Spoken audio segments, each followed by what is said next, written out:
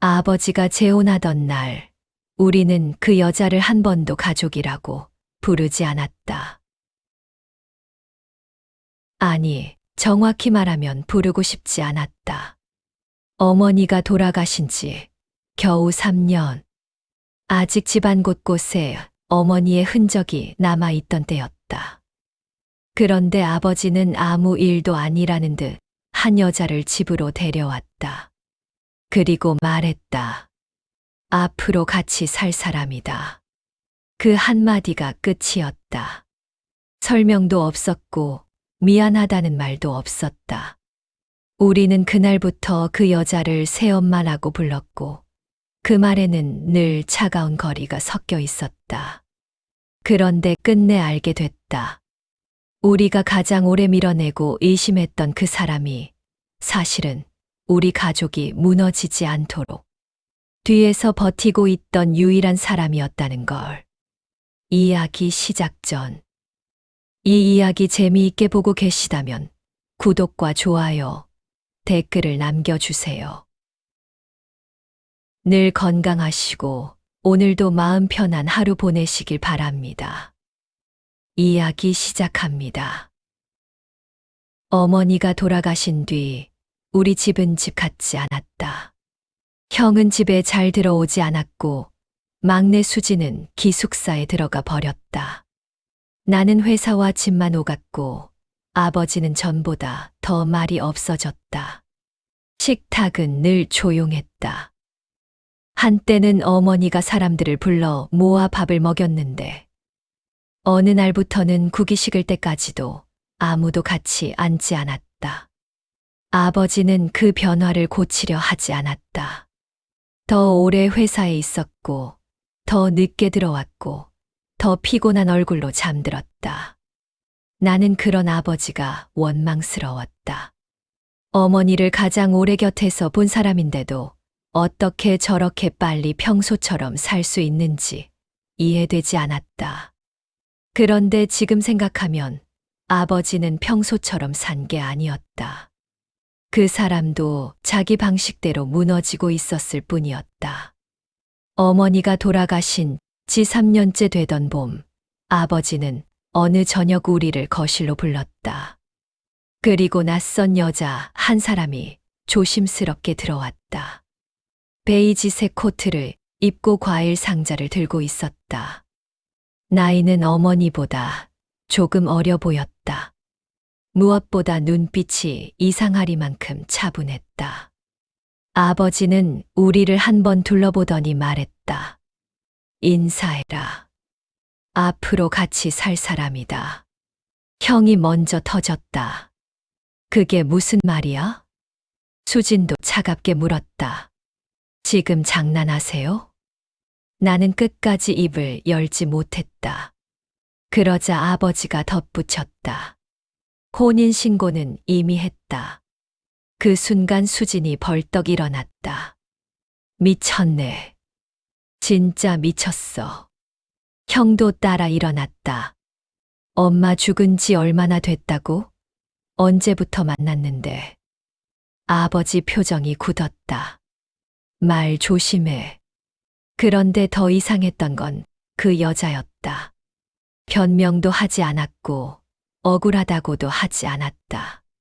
그저 우리가 화내는 걸 조용히 받아냈다. 나는 그 침묵이 더 싫었다. 마치 욕을 먹을 것도 이미 알고 들어온 사람 같아서 더 불편했다. 그날 이후 그 여자는 우리 집에 들어왔다. 이름은 정미수. 하지만 우리는 이름으로도 부르지 않았다. 형은 늘 그 여자라고 했고 수지는 없는 사람 취급을 했다.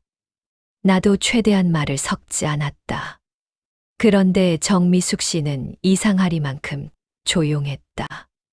아침이면 밥을 차렸고 저녁이면 신발을 가지런히 정리해 두었다.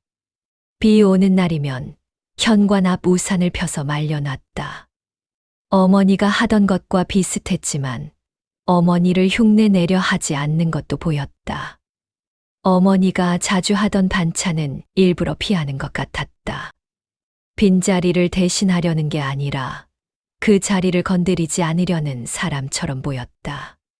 하지만 그때 나는 그것조차 계산처럼 느꼈다. 형은 자주 말했다. 일부러 저러는 거 아니야? 너무 착한 척 하잖아. 수진도 맞장구 쳤다. 정상적인 사람이면 이렇게까지 참을 수가 없어. 뭔가 있는 거야. 나도 그렇게 믿었다. 사람이 저렇게까지 조용할 수는 없다고 생각했다. 화도 안 내고 억울하다는 말도 안 하고 생색도 안 내는 건 뭔가 노리는 게 있어서라고 믿는 편이 더 쉬웠다. 그리고 이상한 일이 하나 더 있었다. 정미숙 씨가 들어오고 나서부터 회사 사정이 조금씩 나아지기 시작한 거였다. 끊겼던 거래처에서 다시 연락이 왔고 밀린 대금 일부가 정리됐고 대출 연장도 생각보다 부드럽게 넘어갔다. 아버지는 아무 말도 하지 않았다. 나는 당연히 아버지가 어떻게든 해결한 줄 알았다. 그런데 어느 날 회사 앞 카페에서 정미숙 씨가 거래처 사람을 만나는 걸 봤다. 그녀는 허리를 깊이 숙이며 무언가를 부탁하고 있었다. 상대방 표정은 굳어 있었다. 그 장면을 보는 순간 내 속에서 의심이 더 커졌다. 집에 돌아오자마자 아버지에게 물었다. 그 여자 회사 일에도 관여해? 아버지는 짧게 말했다. 도와주는 거다. 뭘 어떻게 도와주는데? 그만 알아도 된다.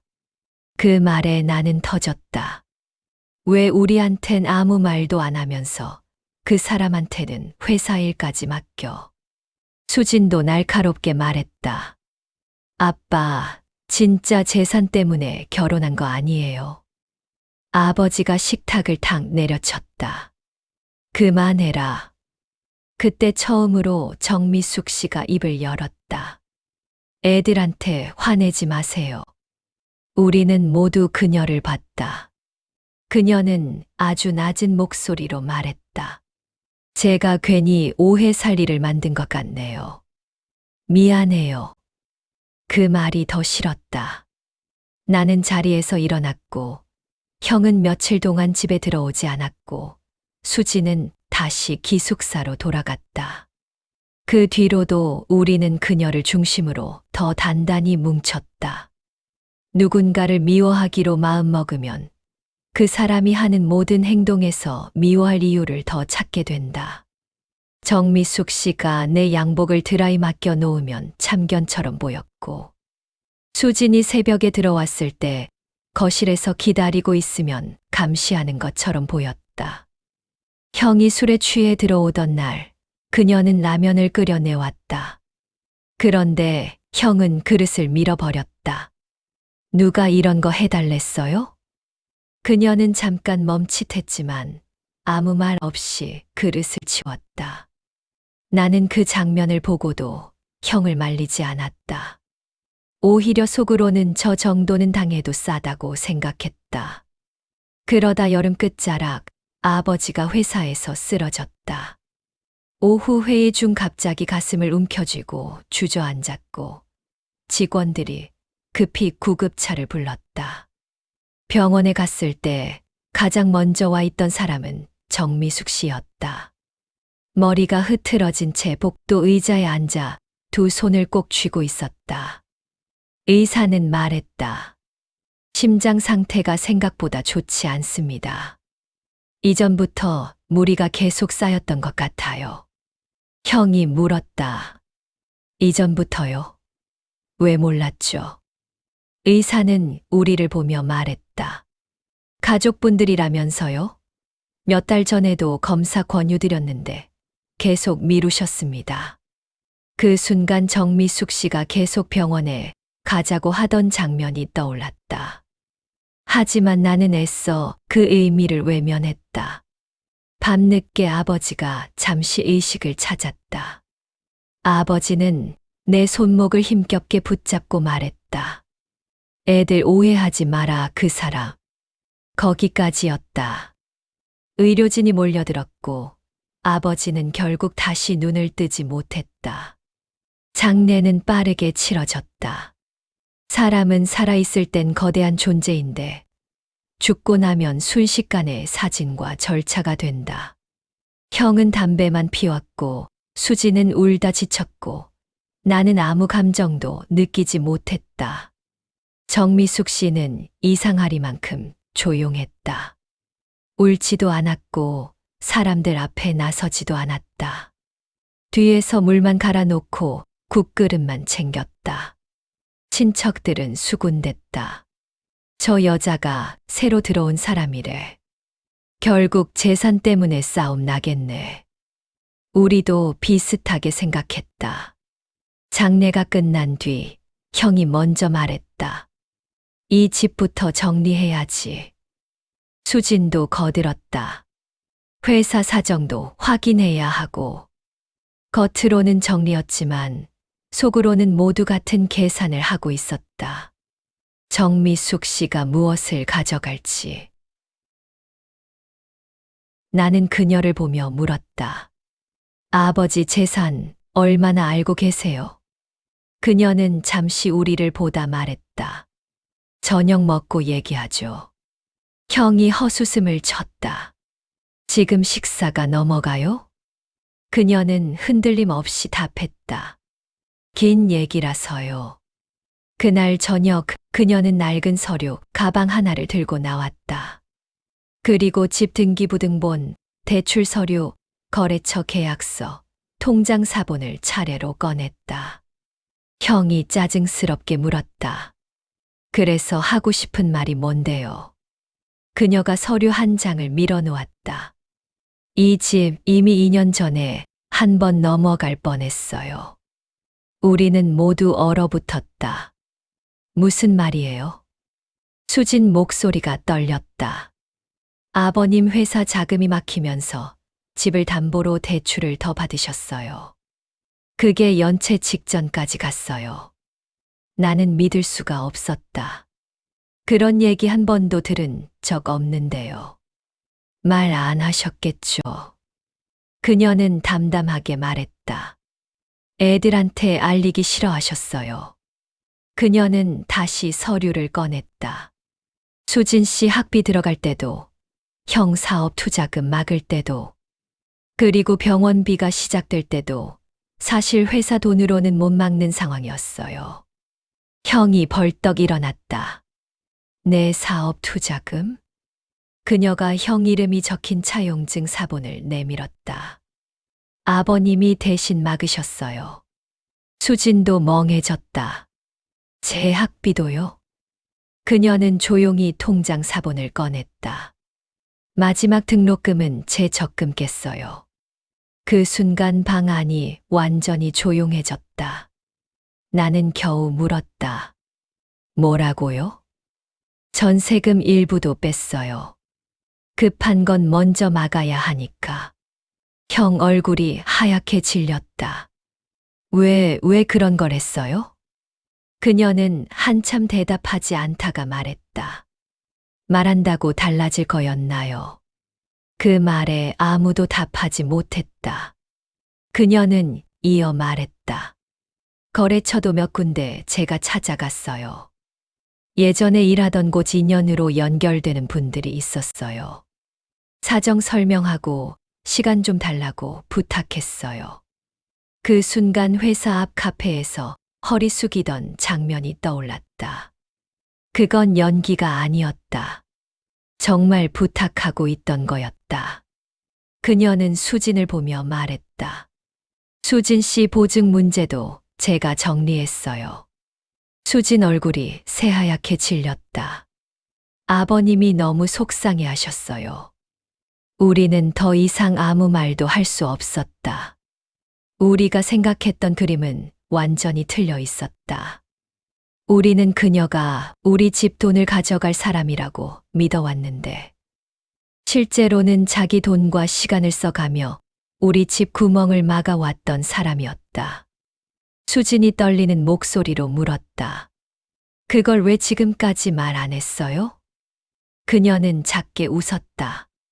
말하면 보상받으려는 것처럼 들릴까 봐요. 그리고 그녀는 서류 가방 안쪽에서 오래된 편지 봉투 하나를 꺼냈다. 익숙한 글씨였다. 어머니 글씨였다. 내 심장이 철렁 내려앉았다. 정미숙 씨는 봉투를 열고 천천히 말했다. 이 편지는 어머님이 돌아가시기 3달 전에 저한테 주신 거예요. 수진이 떨리는 목소리로 물었다. 엄마를 아셨어요? 그녀는 고개를 끄덕였다. 친구였어요. 아주 오래된. 우리는 얼어붙은 채 그녀를 바라봤다. 그녀가 편지를 읽기 시작했다. 미숙아, 내가 없으면 저 사람은 겉으론 멀쩡한 척해도 안에서부터 무너질 거야. 애들도 각자 자기 방식으로 상처받겠지. 그런데 누구 하나 붙잡아 주는 사람이 없으면 이 집은 오래 못 갈 것 같다. 수진이 울음을 터뜨렸다. 형은 두 손으로 얼굴을 문질렀다. 나는 숨도 못 쉬고 있었다. 그녀는 계속 읽었다. 내가 할 수 있으면 저 사람하고 애들 좀 봐줘. 가까이 있으라는 뜻은 아니야. 다만 완전히 무너지게 두진 말아줘. 그녀는 편지를 접으며 말했다. 처음엔 거절했어요. 그런데 어머님이 다시 그러셨어요. 쟤네는 겉으로는 다 강한 척해도 사실은 하나같이 약해. 누가 옆에서 조용히라도 버텨줘야 해. 형이 믿을 수 없다는 듯 물었다. 그걸 믿으라고요? 그녀는 화내지 않았다. 안 믿으셔도 돼요. 하지만 저는 약속을 지키려고 했어요. 나는 그제야 그녀 얼굴을 제대로 봤다. 늘 차분해 보이던 얼굴에는 우리가 외면하던 시간의 흔적이 선명했다. 오래 참은 사람에게만 남는 피로와 평온이 같이 있었다. 형이 다시 물었다. 그럼 왜 굳이 결혼까지 했어요? 그녀는 잠시 힘든 표정을 지었다. 그게 제일 싫었어요. 저도. 그런데 아버님이 그러셨어요. 밖에서 도와주는 사람은 끝이 있다고. 집 안 사람이어야 끝까지 버틸 수 있다고. 수진이 울먹이며 말했다. 그래도 우리한테 말할 수 있었잖아요. 그녀는 고개를 저었다. 말하면 더 미워할 거 아셨으니까요. 그 말에 아무도 부정하지 못했다. 그때의 우리는 정말 더 미워했을 것이다. 그녀는 마지막 봉투 하나를 꺼냈다. 그리고 이건 아버님이 남긴 겁니다. 짧은 메모였다. 애들이 끝내 알게 되면 그때는 당신이 떠나도 말리지 않겠소. 그때까지 버텨줘서 고맙소. 그 문장을 보는 순간 가슴이 먹먹해졌다.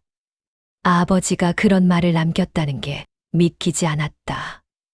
그날 밤 우리는 아무 말도 오래 하지 못했다. 수지는 계속 울었고, 형은 멍하니 바닥만 봤고, 나는 테이블 위 서류들을 바라봤다. 그 종이들 위에는 우리가 몰랐던 시간이 쌓여 있었다.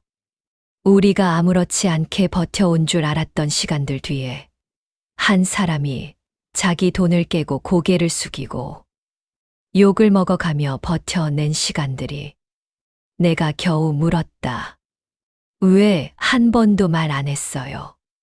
내 목소리가 갈라졌다. 그녀는 한참 뒤 답했다. 말하면 보상받으려는 것처럼 보일까 봐요. 그 한마디가 더 아프게 박혔다. 다음 날 아침 정미숙 씨는 짐을 싸고 있었다. 검은 여행 가방 하나와 작은 상자 2개가 전부였다. 몇 년을 이 집에서 살았는데 남은 짐이 저것뿐이라는 게 이상하게 더 마음을 아프게 했다. 나는 방문 앞에 서서 물었다. 어디로 가세요? 원래 살던 집으로요. 다시 오실 생각은 없고요? 그녀는 희미하게 웃었다. 여길 떠나야 다들 편하겠죠. 나는 고개를 저었다. 그런데 뭐라고 해야 할지 몰랐다. 미안하다는 말로는 너무 부족했다. 한참 침묵하다가 겨우 물었다. 아버지 많이 좋아하셨어요? 그녀는 잠시 멈췄다가 말했다. 좋아했다기보다 안쓰러웠어요. 나는 그 솔직한 대답에 더 마음이 흔들렸다.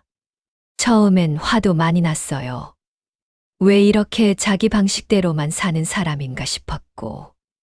그런데 시간이 지날수록 알겠더라고요. 이 집에서 제일 외로운 사람이 그분이기도 했다는 걸. 그 말이 오래 남았다. 그녀는 마지막으로 말했다. 그래도 누군가는 해야 했어요. 누군가는 해야 했으니까. 그 단순한 말이 이상하게 무겁게 떨어졌다. 그녀가 짐을 들고 현관으로 나왔을 때 형과 수진도 나와 있었다. 아무도 쉽게 말을 꺼내지 못했다. 그러다 수진이 먼저 울먹이며 말했다. 미안해요. 형도 작게 말했다. 저도요. 그리고 모두의 시선이 내게로 왔다. 나는 그녀를 바라보다가 겨우 말했다. 가지 마세요. 그녀의 눈빛이 흔들렸다. 지금 가시면 너무 늦게 알아버린 우리가 더 미안해질 것 같아요. 목이 꽉 막혔다. 그리고 정말 어렵게 평생 단 한 번도 불러본 적 없는 말을 꺼냈다. 어머니. 그 말이 나오자 수진이 다시 울음을 터뜨렸고, 형은 고개를 돌렸고, 정미숙 씨도 끝내 눈물을 보였다. 그날 우리는 처음으로 같이 울었다. 누가 누구를 대신하는 자리가 아니라 각자 상처 입은 사람들이 처음으로 서로를 제대로 바라본 자리에서. 그 뒤로 모든 게 갑자기 좋아진 건 아니었다. 하지만 조금씩 달라졌다. 수지는 퇴근길에 빵을 사오며 어머니, 이거 좋아하시죠? 라고 물었고, 형은 어느 날 창고 정리를 도와준 뒤 퉁명스럽게 말했다. 그때라면 그릇 밀친 거 미안했어요. 정미숙 씨는 웃으며 답했다. 그때 라면은 솔직히 좀 짰어요. 그날 처음으로 같이 웃었다. 나도 조금씩 달라졌다. 예전처럼 짧게 대답만 하지 않았고 부엌에서 마주치면 뭐 도와드릴까요? 라고 묻기 시작했다. 그러자 그녀는 늘 괜찮다면서도 어딘가 안도한 표정을 지었다. 몇 달 뒤 아버지 기일이 다가왔다. 우리는 처음으로 함께 제사를 준비했다. 형은 과일을 사왔고 수지는 전을 부쳤고 나는 꽃을 사왔다. 정미숙 씨는 상을 차리다 잠깐 멈췄다. 나는 그녀가 왜 그런지 알 것 같았다. 아직도 자기 자리가 조심스러운 거였다. 나는 조용히 말했다. 어머니, 거기 말고 여기 앉으세요. 그녀는 놀란 듯 나를 봤다. 형도 가만히 고개를 끄덕였고 수지는 웃으며 말했다. 맞아요. 이제 우리끼리 어색하게 굴지 맙시다. 그날 밤 아버지 사진 앞에 술잔을 올리며 속으로 생각했다. 아버지, 당신 방식은 끝까지 서툴렀다. 너무 많은 걸 말하지 않았고, 너무 많은 걸 혼자 정했고, 너무 많은 사람에게 상처를 남겼다. 하지만 끝내 우리 가족을 붙잡아 둔 건 당신이 데려온 한 사람이었다. 그리고 우리는 너무 늦게 그걸 알았다. 사람은 종종 자기 눈앞에 있는 사람을 가장 늦게 알아본다. 늘 있다는 이유로, 당연하다는 이유로, 겉모습만 보고 판단해서. 우리도 그랬다. 피가 섞이지 않았다는 이유로 그 사람을 끝까지 바깥에 세워두었고, 정작 그 사람은 우리보다 더 오래 우리 안을 지키고 있었다. 가족은 반드시 피로만 완성되지 않습니다. 함께 버티고 대신 상처받고 설명하지 못한 채 끝까지 지켜낸 시간도 가족을 만듭니다. 또한 사람을 자리만으로 판단하면 그 마음을 놓치게 됩니다. 새엄마라는 이름만 보고 의심하면 그 사람이 실제로 어떤 마음으로 내 곁에 서 있었는지 끝내 보지 못할 수도 있습니다. 그리고 가장 늦게 도착한 진심은 가장 깊은 후회를 남깁니다. 그러니 너무 늦기 전에 곁에 있는 사람의 마음을 한 번 더 바라봐 주세요. 오늘 이야기가 마음에 남으셨다면 구독 부탁드립니다. 좋아요도 눌러주시면 더 깊고 묵직한 이야기로 다시 찾아뵙겠습니다. 댓글로는 여러분의 생각도 남겨주세요. 다음 이야기에서도 오래 남는 여운으로 함께하겠습니다.